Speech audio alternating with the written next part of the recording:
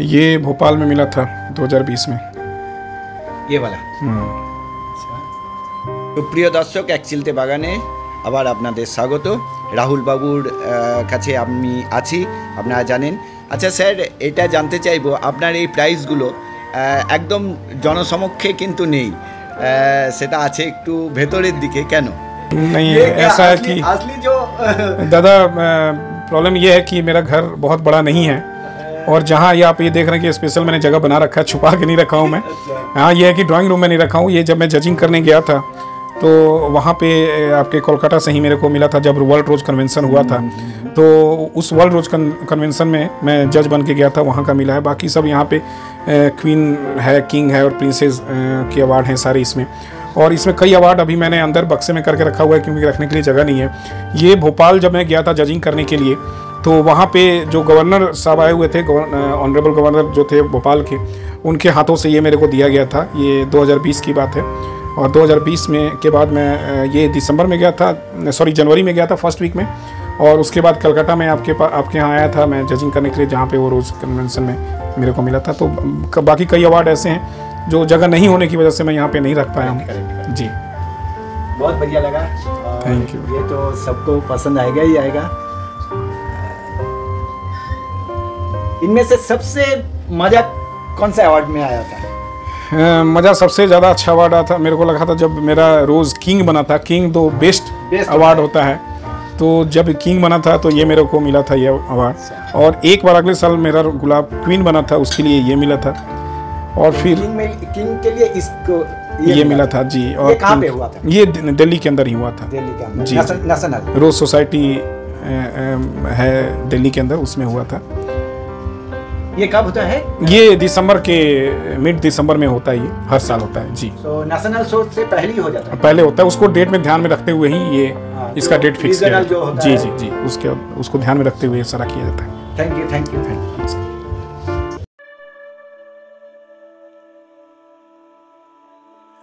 दादा मैं आपको बता रहा हूँ, सुबह 8:30-9 बजे मैं कोर्ट के लिए निकल जाता हूँ। रात में 10 बजे आता हूँ। और मैं वर्दी बाद में, कोर्ट की वर्दी बाद में खोलता हूँ। सबसे पहले मैं छत पे आके जरूर गुलाब को देखता हूँ। हालांकि कुछ लोग कहते हैं कि रात में फीडिंग नहीं देनी चाहिए, लेकिन कई बार मेरे को मजबूरी में रात में फीडिंग देनी पड़ती है, रात में वाटरिंग और सावरिंग करनी पड़ती है। हालांकि सर्दी में रात में वाटरिंग सावरिंग नहीं करनी चाहिए, क्योंकि फंगस लगने का डर होता है। लेकिन बाकी जब मौसम हमारा ठीक रहता है, गर्मी ठीक है, बहुत ठंड नहीं है, तो हम रात में भी वाटरिंग सावरिंग करें तो कोई प्रॉब्लम नहीं आती है। तो कई लोग ये कहते हैं फीडिंग रात में नहीं देना चाहिए। तो फीडिंग अगर हम रात में भी देते हैं तो फीडिंग तो रूट जोन में ही जा रहा है, तो वो सुबह खा लेते हैं। तो मैं तो जब टाइम मिलता है तब उसके हिसाब से करता हूँ। डेफिनेटली आप बहुत अच्छी बात बोले, और सही बात भी है कि गुलाब बहुत केयर चाहिए। मैं बताया ये राजशाही पौधा है, रॉयल फैमिली से बिलोंग करता है। और कहते हैं कि ये जो गुलाब है, ये पहले पुराने ज़माने में राजा महाराजाओं के गार्डन में ही गुलाब हुआ करता था। और एक बाटर सिस्टम भी आप इतिहास खोलकर अगर पढ़ेंगे तो आपको पता चला कि एक बाटर सिस्टम होता था, यानी गुलाब का फूल देखकर लोग उसके बदले में अनाज लिया करते थे। तो आप गुलाब की वैल्यू क्या है इसी से आप समझ सकते हैं। तो इसलिए डेफिनेटली मैं ये तो कहूँगा कि गुलाब को बाकी पौधों की तरह ही लें, जैसे दूसरे पौधे हैं वैसे ये भी पौधा है, लेकिन इसका केयर जो है वो कुछ डिफरेंट तरीके से हमें करना पड़ेगा। गुलाब की 2-3 चीज़ें और मैं शेयर करना चाहता हूँ कि ये हैवी फीडर, इसको खाना बहुत चाहिए होता है, तो खाना पे जरूर ध्यान देना चाहिए। लेकिन खाने से पहले मेरे से कई लोग कहते हैं कि हम सारी चीज़ें जो आप लोग बताते हैं हम करते हैं, लेकिन फिर भी मेरे गुलाब में वो ग्रोथ या वो फूल नहीं आते हैं जो आप लोगों को देखने को मिलता है। तो और सब लोग खाने के पीछे बहुत भागते हैं कि कुछ मैजिकल कोई जादुई खाना है जो देने से गुलाब बहुत बड़ा हो जाता है। ये इसको हमें समझना पड़ेगा कि जादुई खाना भी तब लगेगा, कोई भी जादुई खाना भी तब लगेगा जब आपका प्लांट हेल्दी है। प्लांट हेल्दी कैसे होगा ये हमें समझना पड़ेगा। उसको पानी जो है TDS जो है उस पर आप जरूर वर्कआउट करें। जो पानी आप पीते हैं वही पानी आप गुलाब के अंदर डालें। बोरिंग का पानी नहीं डालना है। कुएं का पानी दे सकते हैं, लेकिन बोरिंग वगैरह पानी आप ना दें। TDS 80-100 तक अगर हो तो पानी बहुत अच्छा है। जिसका pH 6-7 तक हो तो पानी बहुत अच्छा है, वैसा पानी दें। सिंडर मीडिया यूज़ करें। हवा प्रॉपर आपके गुलाब में लगता रहे, ऐसे जगह पे गुलाब को रखें। दूसरा, सुबह से शाम तक जहाँ धूप आ रही है वहाँ पे गुलाब रखें। गुलाब के बीच, हमारे गुलाब में हालांकि गैप नहीं है, डिस्टेंस नहीं है, क्योंकि मैं बहुत तरह के गुलाब लगाने की कोशिश करता हूँ मैं। लेकिन अगर आप 100-150 फूल चाहते हैं, गुलाब में 4 से 5 फीट का डिस्टेंस रखें ताकि उसको ग्रोथ लेने का टाइम मिले। दूसरा, 100 फूल तभी आएंगे जब उसमें 100 ब्रांच होंगे। 100 ब्रांच तब होंगे जब आप उसको अच्छे से बड़ा करेंगे। तो आप ये मत सोचें कि छोटे से फूल में ही 100 फूल आ जाएंगे, छोटे से प्लांट के अंदर ही नहीं आ सकते। तो आपको बड़ा प्लांट को करना पड़ेगा। बड़े प्लांट करने के लिए आपको प्रॉपर उसको एयर, हवा, पानी, जो आपका इसके अंदर जो पेस्टिसाइड वगैरह ये प्रॉपर देना पड़ेगा। गुलाब हमारे बीमार वगैरह ना हो, तभी आपका प्लांट बड़ा होगा और तभी उसके अंदर 100-150 फूल आ सकते हैं जी। तो कोकोपीट तो आप पहले कोकोपीट में मेरे गुलाब बहुत अच्छे 2-3 साल मैंने उगाया है। तो आपने ऑलरेडी कर चुके हैं, एक्सपिरियंसड है जी जी। স্যার একটা বিষয়ে তো জানতেই হবে, সেটা হচ্ছে এই গ্রাফটিং এরিয়াকে কিভাবে আপনি প্রতিস্থাপন করেন। কারণ অনেকেই আছে এলা পোর্শনটাকে অনেকটা তুলে রাখে, কেউ আছে একদম গ্রাফটিং এরিয়া পর্যন্ত মোটামুটি मीडियार भेतरे दी देय। तो एक्चुअली कोनटा करा उचित? देखिए ये बहुत सवाल जो है बड़ा विवादित सवाल है।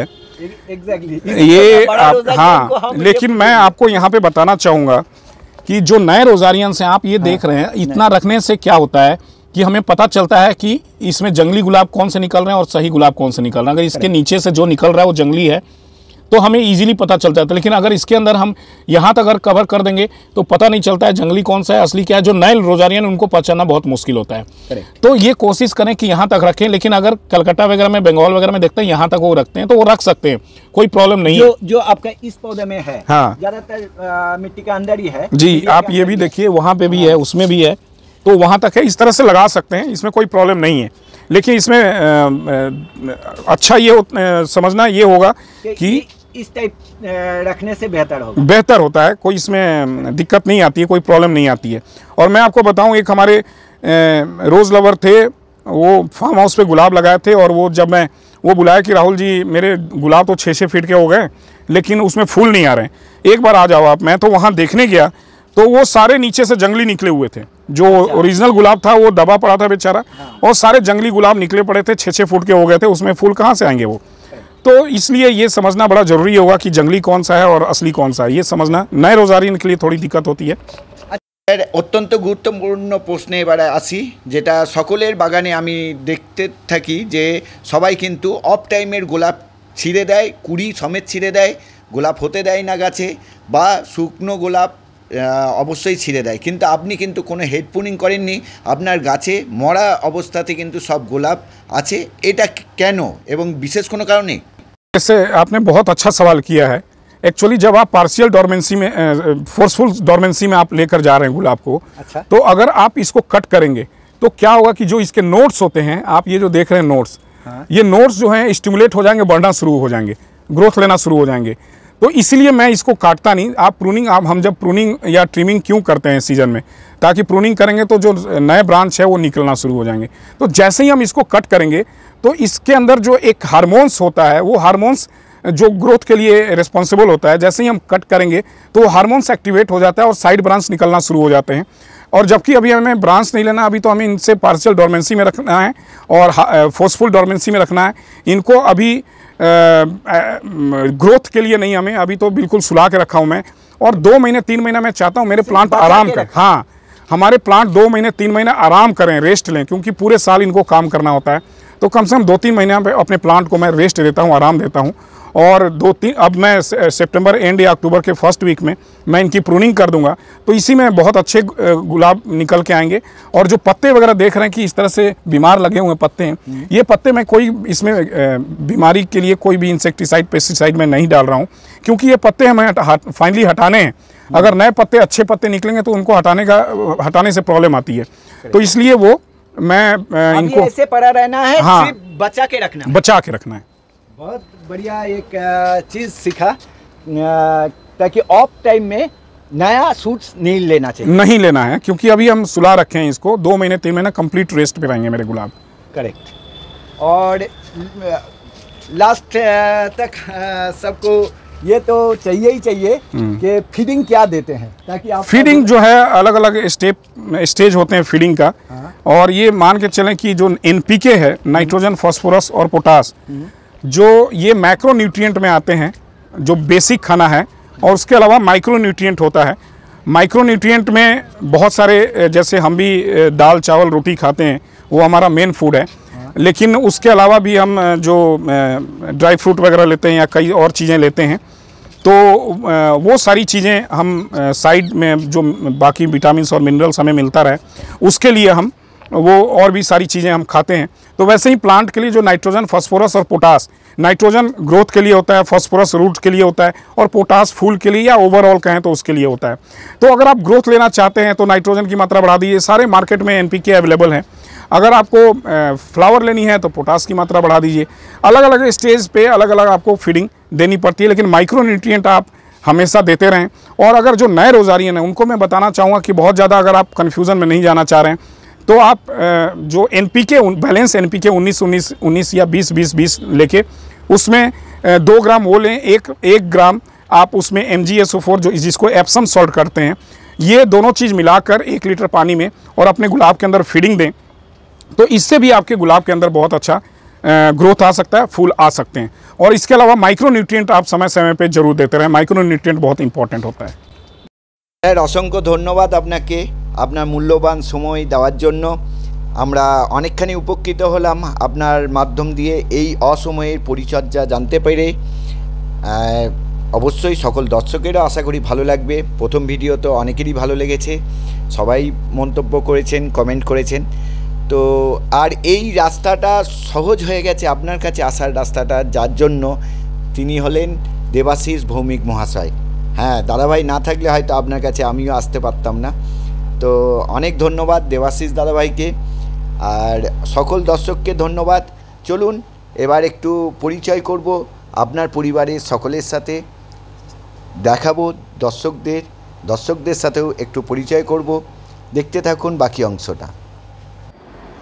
माँ जी नमस्कार, भाभी नमस्कार।